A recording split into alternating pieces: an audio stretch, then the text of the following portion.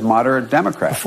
Before you go, I want to ask you about the coronavirus. The president, as you know, is calling the Democrats' critique of his response a hoax. How would the overall response to this virus have been different if you were president? Would have been fundamentally different. We set up a whole system on the Ebola virus and with the Ebola disease that we were all concerned about, a trans-pandemic disease that existed.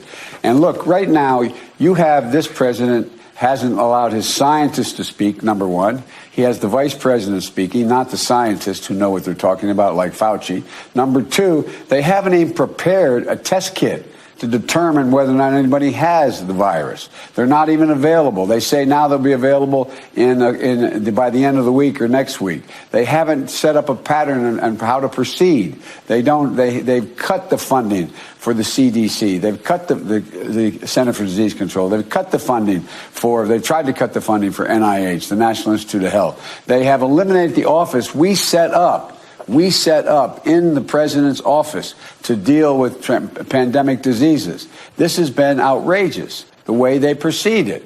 They should let the scientists speak. I've been talking about this for a while. They don't even have a test kit to determine whether or not someone has the disease. But this is about knowing where it is, who has it, and how to deal with it.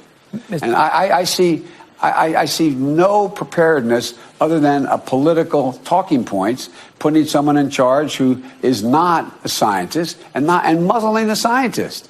Look, Fauci's been here anyway, all the way back to the Bush administration. What's going on here? This is not a Democratic hoax. This is incompetence on the part of the President of the United States at the expense of the country and the world. Mr. Vice President, thanks for your time this morning. Thank you, George.